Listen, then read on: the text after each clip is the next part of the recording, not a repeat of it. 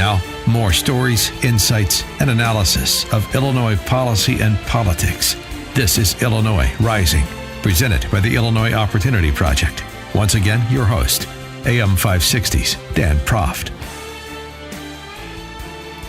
Dan and Pat back on this edition of Rising, and Pat, Ira Silverstein, who's the one state legislator who has been named by a woman who's come forward to allege sexual harassment, Denise Rothheimer, we've had on the show. The newly minted legislative inspector general, position that was vacant for 3 years until the Me Too movement started and people started asking uncomfortable questions, and Denise Rothheimer came forward and said, State Senator Ira Silverstein, Democrat from Chicago, harassed me and tried to kind of pursue me at the expense of legislation I was down there to advocate for, like he was, kind of quid pro quo sort of stuff. The Legislative Inspector General, Julie Porter, ruled that Senator Silverstein did not engage in sexual harassment. However, his conduct was unbecoming of a state legislator in violation of the state ethics law. So, you're an attorney. Help me understand that seeming contradiction. It is a little bit of a contradiction. It's particularly a contradiction in this day and age. You'd think that what Porter would look to do is to get herself a little bit of a scalp to give herself credibility. And I think based on, my what's in the public and knowing Denise a little bit, that this did rise to the level of sexual harassment because he's got the power and she doesn't. And so that should be the standard. It looks like that in order to make this go away, that Porter took that sort of little out that's in the ethics statutes.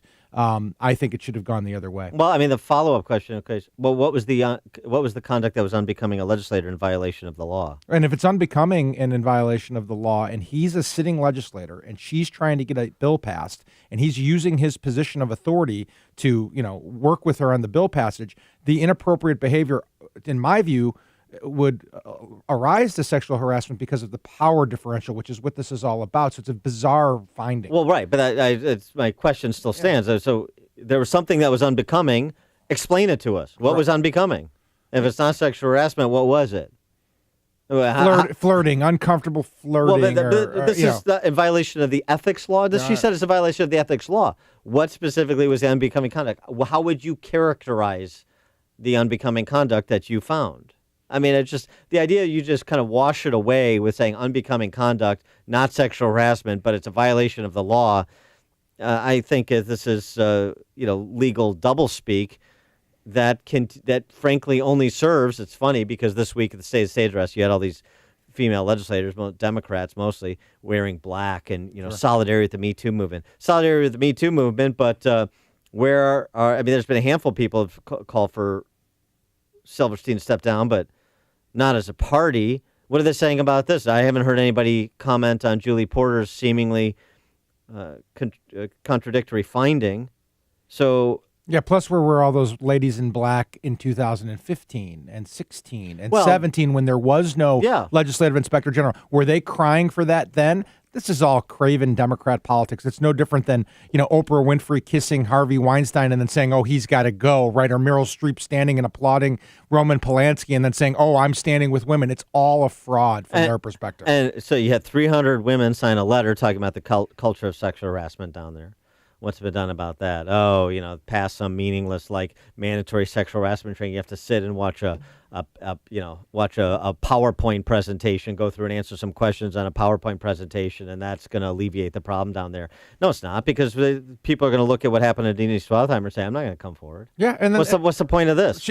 That's exactly right, because Denise is she was a strong contender. She was willing to be in the public. She was willing to be out there in the world, and a lot of women are going to say, I'm not going to go through that, which is one of the big problems with harassment and sexual assault and all of this matters that's being talked about also. And the governor's response is to say, oh, well, I just did an executive order to help this process out. Governor, you've been governor for 3 years. Where was this beforehand, right? It's all catching up, and it's all designed to protect CYA. Yeah, to protect people in advance of the March 20th primary. Yeah, that's the design. Right. They need a bullet point for mail pieces and other campaign collateral. Say I did something. I'm down with the struggle and the Me Too movement.